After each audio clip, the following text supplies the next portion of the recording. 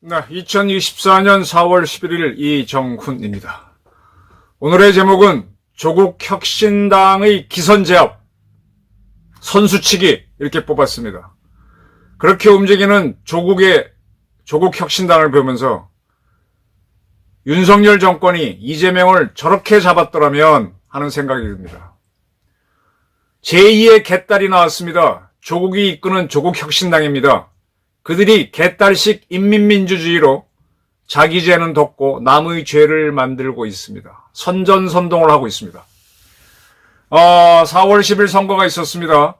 조국 혁신당에서 12명의 당선인이 나왔습니다.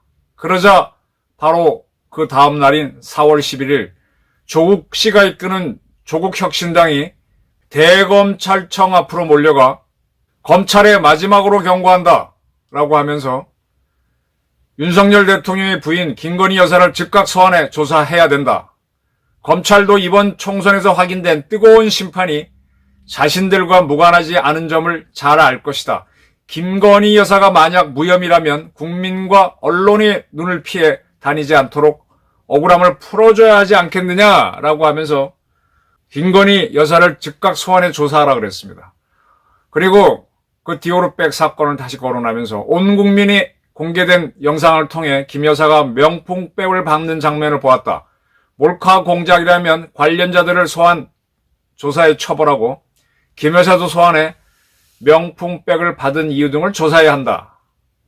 그리고 22대 국회를 개원하면 즉각 김건희 여사 종합특검법을 민주당과 협의해 신속하게 추진하고 검찰이 수사에 나서지 않으면 김 여사는 특검의 소환 자세를 받게 될 것이다 라고 기염을 통했습니다.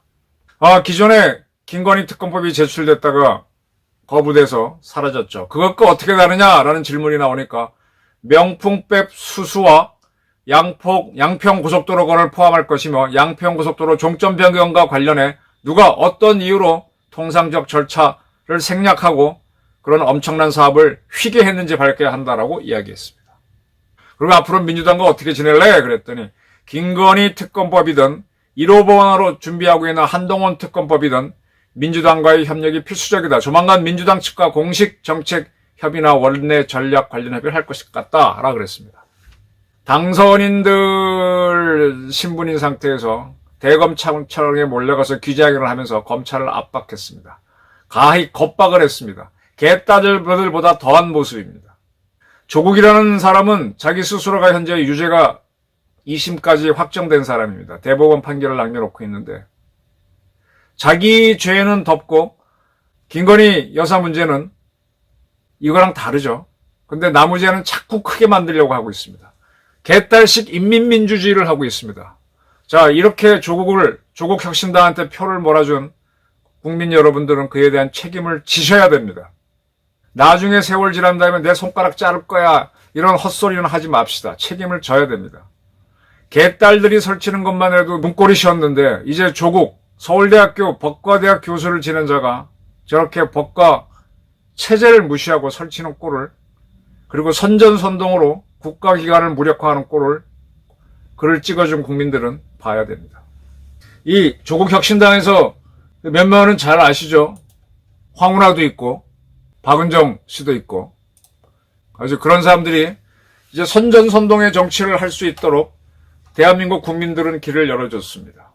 저는 저러한 조국 혁신당을 보면서 2022년 대통령 선거에서 당선된 윤석열 정부가 이재명을 바로 수사했더라면 그들도 개딸이라든지 조국 같은 이런 선전선동가를 써서 했더라면 어땠을까? 그러면 아마 이 자들은 격렬하게 선전선동 정치다하고 반발을 했겠죠.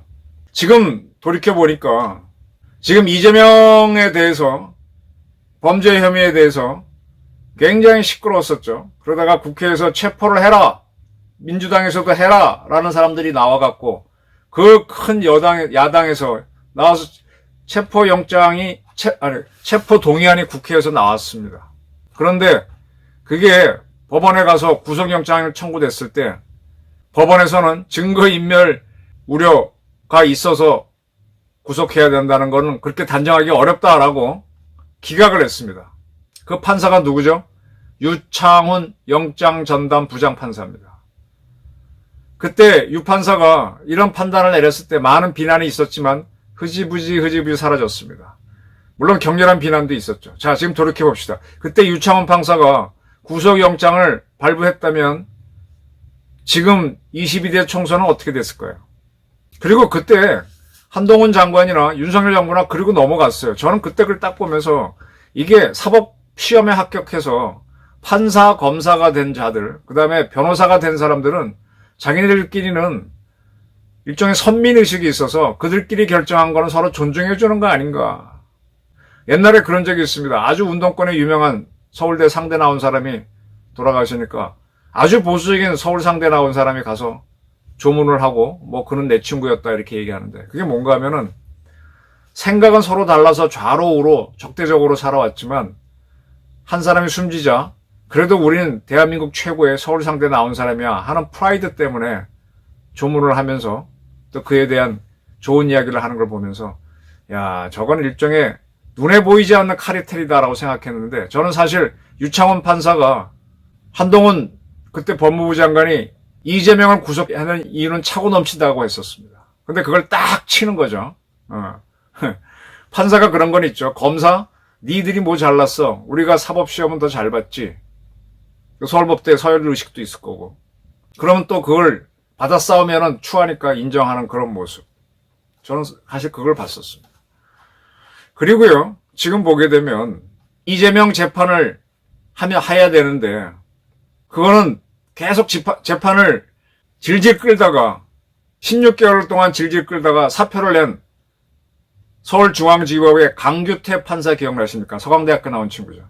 그런 재판을 고의로 정치재판이라는 생각 때문에 고의로 지연한 거죠.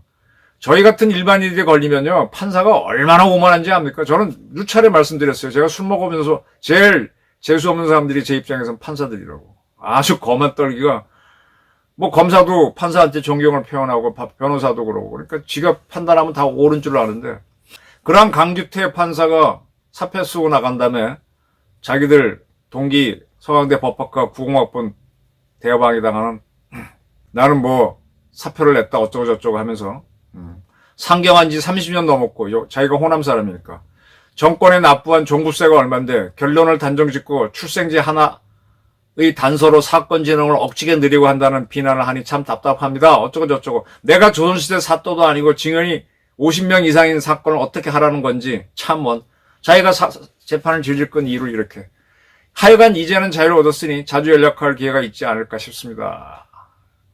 이렇게 썼었죠. 이재명을 지금 조국 씨가 저렇게 설치는 것처럼 그때 윤석열 정권에서 이재명을 신속하게 처리했었다라면 어떨까 싶은데 한편으로는 이런 강판사 같은 사람, 유창원 판사 같은 사람들이 있기 때문에 쉽지는 않았겠죠. 근데 그랬었더라면 이번 총선이 이런 결과가 나왔겠나 생각이 듭니다.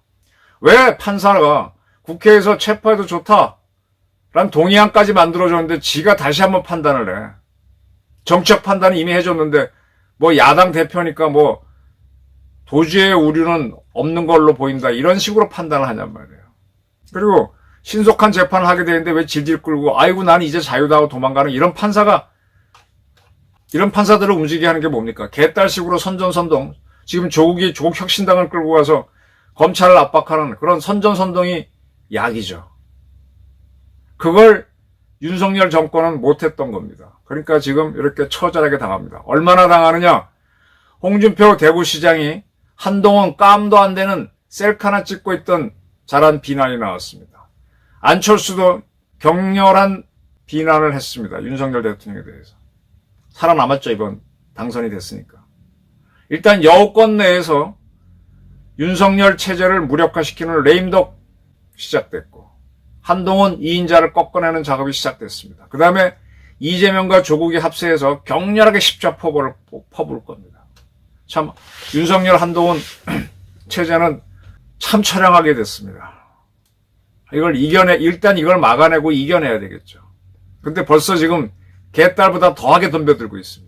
자기 죄는 덮고 지금 조국이란 사람이 우리가 대학 갈 때 대학 입학 공정성은 얼마나 신경을 씁니까? 조국이 자기 자녀를 위해서 어떻게 했죠?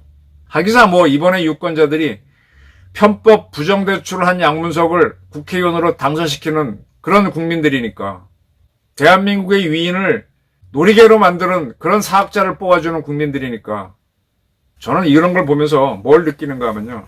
국민들이 완벽하지가 않아요. 국민들이 주권자라 그래서 항상 되게 우대하고 국민들이 원하는 대로 정치를 해야 된다지만 굉장히 이기주의고 합리성을 놓칠 수 있습니다. 그래서 국민교육을 계속 시켜야 돼요. 사실 윤석열 정부에서 나는 이렇게 대한민국을 만들겠습니다. 박정희처럼 나는 조국 군대화를 하기 위해서 어떻게 하겠습니다. 설득을 해야 되고 전두환도 사회정의 실현 해갖고 쭉 계속 공무원들을 움직이고 어떻게 방향으로 끌고 갔잖아요. 국민교육이죠. 이승만 대통령도 정전을 다가오고 할 때 계속 국민한테 설명을 하는 게 있어서 그래서 이런 개딸들이라든지 조국처럼 자기 죄를 덮기 위해서 저렇게 대검을 겁박하는 세력들이 준동하지 못하도록 만들어야 되는데 그 부분이 약했죠. 순진했다는 얘기입니다. 이제 사실 저런 자들을 겪으면서 우리도 변하는 거죠. 사람이 좀 모질러지고 윤석열 대통령도 초기에는 한동훈과 비슷했는데 지금은 상당히 쇠고집이 있는 강경한 보수라고 하는데 그 양반 초기에는 아주 물렀잖아요. 그러니까 조국을 이재명을 저렇게 안 잡았지. 그래서 그 결과 자 이번에 한동훈 씨가 나는 국회의원 선거에 안 나가겠다라고 하면서 공천을 하고 비리를 이끄는 순간에 저는 그랬습니다. 자, 이재명은 대통령 선거에 패한 주제에 보궐선거에 나가서 국회의원 얼마나 어떻게 보면 치사하죠. 그래도 헤비급에서 싸우는 사람이 어떻게 미들급도 라이트급도 아니고 뺀떡급에 내려와서 싸우려고 합니까? 거기서 이겼어. 그 다음에 뭐예요? 야당의 대표가 되는 자리로 진격해서 생존을 하잖아요. 그 대통령 선거에서 졌으면 내부에서 엄청난 공격을 당해야 되는데 지금 안철수하고 홍준표가 공격하는 것처럼 공격을 해야 되는데 그걸 피해갔지 않습니까? 한동훈 씨는 그걸 예측을 못했단 말인가? 자기가 국회의원 선거 나가서 이기겠다는 강한 의지를 내고 덤볐어야 되는데 공천할 때 보니까 마더리트한 사람들 했고 나중에 이제 감정이 올라와서 본인이 번아웃 되도록 열심히 했지만 실기를 했죠. 이게 중요한 게 군대 가면은 처음 훈련소 딱 들어가면 조교들이 첫날이 아주 굉장히 길잖아요. 훈련소 딱 들어가서 아버지 엄마 친구들 안 보이는 고개 딱 넘어가면 앉아 일어서 앉아 일어서 오리걸음 뒤로 치침 앞으로 치침 하면서 나중에 훈련 끝나고 훈련소 문 앞에 걸어보면 그 거리가 100m도 안 되는데 그거 거의 한 10km 정도로 느껴질 정도로 정신없이 굴리고 가지 않습니까? 그래서 정신이 바짝 들고 생존 본능이 나오면서 생존하게 되면서 적응하지 않습니까? 처음에 군기는 그렇게 잡았어야 되는데 한동훈도 그렇게 못했고 윤석열도 못한 결과가 이런 결과입니다. 근데 문제는 지금 조국은 아주 개딸보다 더하고 덤비고 있습니다. 대한민국을 검찰에 겁박을 해서 인민민주주의를 하겠다는 법학자가 됐는데 저런 사람들하고 대한민국 체제를 지키는 사람들은 전면적으로 싸워야 될 겁니다. 그리고 이재명을 저렇게 잡았더라면 이런 거에 대해서 각자 판단을 해야 됩니다. 이제는 돌이킬 수 없는 전면전이고 이 과정에서 김정은이란 자를 어떻게든 잡아야 됩니다. 제가 역천안함 사건, 그 다음에 참수작전을 자주 이야기했고 국제정치를 이야기했는데 한치도 물러날 수 없는 치열한 싸움을 윤 정부는 준비해야 될 겁니다. 그리고 이 국민들을 설명할 수 있는 그게 결국은 뭐냐? 제가 계속 얘기하는 게 조직을 움직이려면 조직의 거의 고유 업무는 그건 당연히 잘해야 되는 거고 그리고 그 조직이 앞으로 어떻게 가야 된다는 기획을 해야 됩니다. 그 기획은 기관장이 해야 되죠. 그 다음에 그 조직이 하는 일을 잘 설명하고 다른 조직과 유대해서 연결시킬 수 있도록 공보하는 언론 파트가 중요하고 또 그렇게 움직이는 조직에서 내부 문제가 터지면은 한 번에 못 해주니까 감찰, 공보, 기획입니다. 박정희 대통령은 기획을 조국 근대화, 언론은 공보처를 만들어서 굉장히 또 본인이 학교 선생 출신으로 설명을 참 많이 하는 사람이었잖아요. 그 다음에 민정수석세 갖고 딱 감찰을 했지 않습니까? 윤석열 대통령은 민정을 없앴어요. 공보는 공보 기능이 아니라 뭐라 해야 되나? 이거 참 우리 대통령실에 있는 공보파트 전혀 기능이 없잖아요. 그 기획에 대한 설명이 부족했고 실패할 수 있는 요소가 많았죠. 혁명적인 정권이어야 되는데. 아직도 3년이라는 세월이 남아있으니까 보강할 부분은 보강하고 강하게 나갈 부분은 강하게 나가면서 저렇게 덤비는 세력에 대해서는 과감하게 부닥쳐야 될 겁니다. 김정은을 잡기 위해서라도 부닥쳐야 될 겁니다. 이걸 허용하면 허용할수록 북한과 러시아, 중국이 보이지 않게 대한민국을 흔드는 뻔뿌지는 점점 거세질 겁니다. 네, 저희 의견이었습니다. 감사합니다.